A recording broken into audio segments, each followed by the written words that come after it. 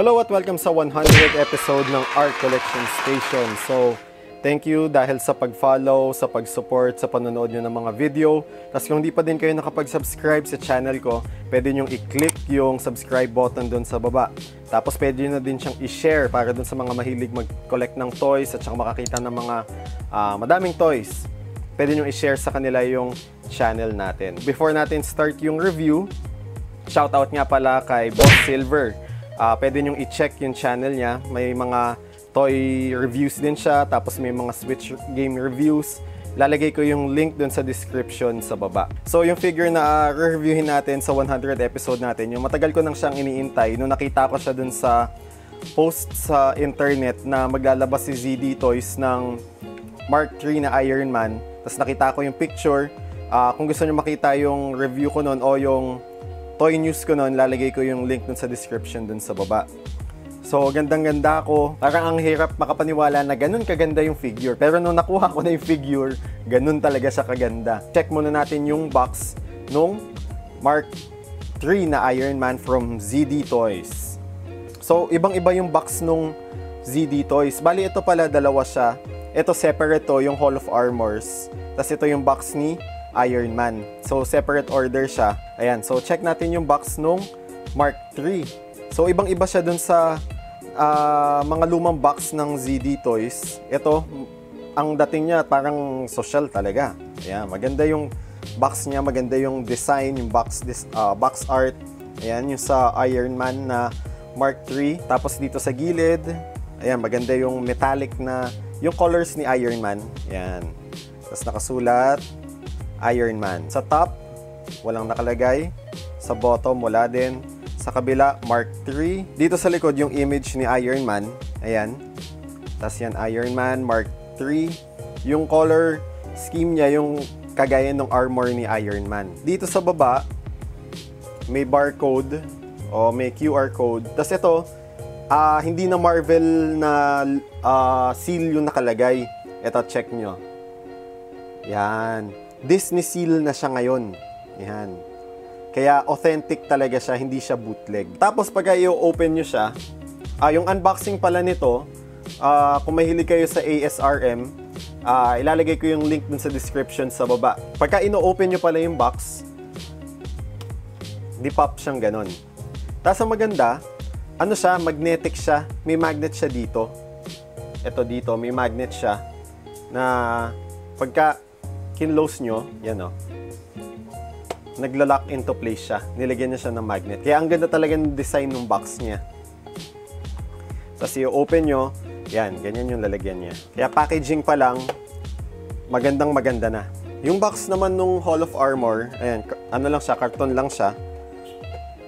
Yan, yung picture nung ni Iron Man, tapos yung Hall of Armor sa taas, Iron Man 3. Pero tingin ko dapat ang nilagay nila dyan Mark III. Tapos, dito may seal ulit nung Disney. May mga kasama siyang mga accessories.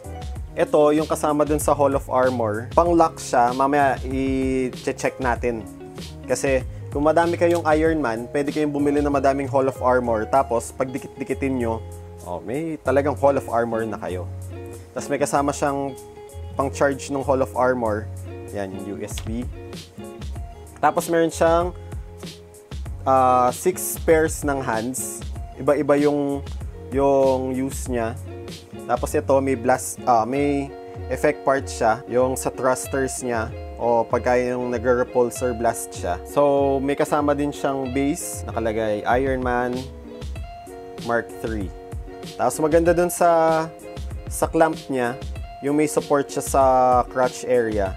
Para hindi siya yung mas madali siyang i-post. Yan, ngayon check natin yung height ni Iron Man. Ang ZD Toys, nasa 7-inch na height siya. Ayan, kaya, ayan, lampas lang ng konti ng 7 inches. Check natin yung details niya. Ayan. Kaya sa details ng ZD Toys, sa pagkakagawa nila dito, ang ganda talaga dahil kuhang-kuha nila yung details. Tapos yung pagkaka-paint niya, akala mo bakal talaga siya. Para siyang Hot Toys na maliit. Mini Hot Toys siya. Ayan, check nyo yung dito sa ulo. Yung sa helmet niya. Ayan o. check niyo yung details. Ang kulang na nga lang kung umiilaw sana yung mata eh. Pero maganda pa din siya. Sa details, hindi sila nagkulang talaga. Ayan. Check niyo yung nandito. Ayan oh. Tapos may mga panel lining siya. Ang ganda ng helmet. Tapos dito sa shoulders. Ayan, check niyo yung shoulders. Ayan. Yung paint niya, red, metallic red at saka gold. Tapos dito, pati ito, kuhang-kuha yung lahat ng fine details na yan. Pati dito sa loob, tingnan nyo yung sa bandang dito. Yan, hindi nila tinipid yung pagkaka-paint. Yan o, talaga may silver, tapos may black o gunmetal. Parang gunmetal yung ginamit nila eh. Check nyo yung dito, hindi lang siya basta silver. May mga texture pa siya dun sa loob. Tapos ayan, lahat nung dito may panel line siya. May black na paint siya dun sa loob. Kaya talaga mas lumilitaw yung detail niya. Sa likod, ayan, ang ganda oh. Pati ito oh, ayan oh, yung maliit na yan. Nilagyan din talaga nila ng black na paint. Kung bibili kayo ng figure na to, sulit na sulit talaga siya. Ayan, check nyo yung arc reactor niya. Ang ganda nung ginawa nila. Ang ganda nung pagkaka-sculpt nila ng arc reactor. Hindi siya sticker. Hindi na siya basta sticker na nilagay nila doon. Talagang separate piece. Hindi naman separate piece. Pero talagang nakamold siya doon sa body. Yan. Sana nga umiilaw eh. Tapos dito sa likod, ang maganda din dito, no-open yung flaps. Ito. No-open siya. Yan. Tapos yung sa loob, ayun o, nilagyan din nila ng paint. May paint din siya. Yan. Diba? Pwede namang hindi nila i-paint yan, pero pinaint pa din talaga nila. Kaya ang ganda talaga niya. Ngayon, i-check na natin yung articulation ni Iron Man. So, sa articulation sa head, medyo matigas, left and right. Tapos, pwede siyang tumungo ng ganyan. Tapos, tingala hanggang ganyan. So, medyo hindi siya talaga yung nakakatingala ng todo para pagka yung mag-flight pose. So, yun lang yung limitation ng head articulation niya. Sa shoulders, ang ganda ng ginawa nila dahil yung dito, yung sa shoulder pads, hindi nila ginawang naka-stuck siya or hindi nila ginawa yung kagaya nung nandun sa Mark 85 na ang pangit dahil parang naging football player siya. So, natuto sila doon. Ang ginawa nila, kung gusto niyo pala makita yung review ng Mark 85, lalagay ko yung link doon sa description sa baba. Yan. So, ang ginawa nila, separate siya na na-move siya. Yan. Na-move siya. Para yung sa articulation dito, hindi siya makaka-restrict o hindi may hinder yung movement.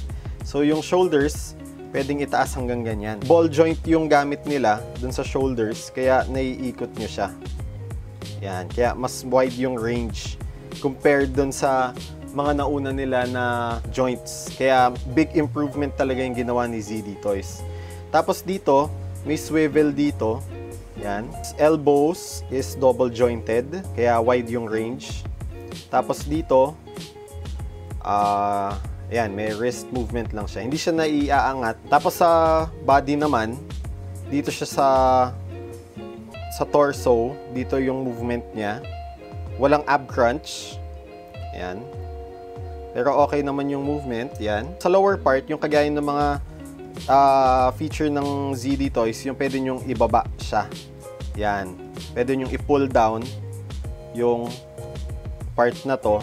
Pwede nyo ding ibalik na ganun. As ang maganda ngayon, sa articulation ngayon ni ZD Toys, nagdagdag na sila dito ngayon ng articulation. Ito, nagdagdag na sila dito ngayon. May movement na dito ngayon. Yan. Kaya mas maipopose nyo na siya. Tapos knees, double jointed. Tapos ito, yan, na-move din siya. Tapos dito may peg hole para ilalagay nyo dito yung effect. Ay, hindi ko napansin yung dito may mga tuldok din pala siya. Yan. Ngayon, ilagay natin yung mga effect parts niya. So, ang ano sa kanya, ihuhugutin nyo lang siya. So, ito yung medyo relaxed na hands niya. Yan, relaxed hands lang siya. Maganda yung detail, ayan oh. May dito yung repulsor niya. Tapos ito yung may pagkaka-paint yung dito So, black and, silver and red siya. Mas okay din yung mismong palm niya. May texture din. So, lahat sila, ganun yung itsura. Ito, yung medyo naka-open na yung kamay niya na parang titira ng repulsor. Pero, wala pang butas. So, siguro yung nagpo-form pa lang siya. Tapos, yung isa, ito yung nakatira na. So, dito nyo ikakabit yung effect part niya. Yan. Kaya maganda. Tapos yung effect part, maganda yung pagkakapaint nila. Translucent siya. Translucent yung ginamit nila. Tapos from orange to yellow. Gradient yung pagkakakolor niya. Kaya maganda yung effect part niya. Kung lalagyan niyo siya ng ilaw, mas maganda. So, ikabit natin yung kamay na ito yung pang-repulsor niya. Yan. Ang ganda. Kaya for the price nung ZD Toys na to, sulit na sulit kayo dun sa figure. Ang price niya nag-range from, di ko lang alam, baka mamaya magtaas na to. Ang kuha ko dito is 1.2, pero not sure kung magtatagal, baka magtaas siya. Tapos dito sa paa, kabit din natin yung effect part. Yan. Kaya maganda siya, oh. Complete na si Iron Man. Ngayon, ang i-check naman natin yung Hall of Armor ni Iron Man. So, ito yung Hall of Armor ni Iron Man. Maganda siya. Ang sukat niya is, ang dimensions niya is, yung height niya is nasa 8.5 inches. Sa haba niya is nasa 5 inches. Tapos yung kapal niya, nasa 4 inches. So, yung Hall of Armor, ito may kasama siyang stand sa loob para support na din. Just in case na yung iba yung Iron Man na figure, medyo alanganin mag-balance. Ito, may pangsalo siya. Yan. Yung detail niya, maganda din. Ayan, check nyo. Check natin yung detail. Medyo mahirap lang makaano sa loob. Ayan. So, dito yung parang yung apakan ni Iron Man. Ayan. Tapos yung loob, maganda din yung detail niya. Ayan, may light siya dyan. Tapos, itong Hall of Armor, hindi lang siya yung basta ganyan lang. May feature din siya na may light up feature siya. Ito. Yan. Off ko lang yung ilaw para makita nyo yung light up feature niya. Hindi ganun kalakas yung ilaw, pero pwede naman na. Ayan, may ilaw din siya dun sa baba. Tapos dito sa gilid. Dun sa loob, may ilaw din siya. Ayan. Tapos yung sa taas, may ilaw din siya. Ayan. Para pagka yung dinisplay nyo siya, tignan natin yung before and after ng walang ilaw. Madilim siya. Pero pagka inon nyo yung ilaw, ayan, kahit paano, yung mukha ni Iron Man, naiilawan naman siya. Kaya sulit na sulit talaga kung meron ka nung Iron Man at saka nung Hall of Armor. Nakita natin ngayon yung review ng Mark III na Iron Man from the first movie ng Iron Man from ZD Toys. So ako, sulit na sulit ako sa kanya. Kung may mabibili kayo, mahilig kayo kay Iron Man, I would suggest na bumili na kayo, mag-start kayo na mag-collect dahil sa tingin ko maganda ang gagawin ni ZD Toys sa lineup ng Iron Man. So pwede kayong mag-leave ng comment dun sa baba, sa comment section below, kung ano yung tingin nyo dito sa Iron Man na to. Kahit anong comment, pwede nyo ding i-like yung video, pwede nyo ding i-share. Malaking help yon para mag-grow pa yung channel natin. Tapos kung hindi pa din kayo nakakapag-subscribe sa channel ko, pwede nyo i-click yung subscribe button dun sa baba. Pati na din yung notification bell para pag may mga bago tayong episodes, manonotify kayo kaagad. So again, thank you for watching, stay safe, and see you next episode.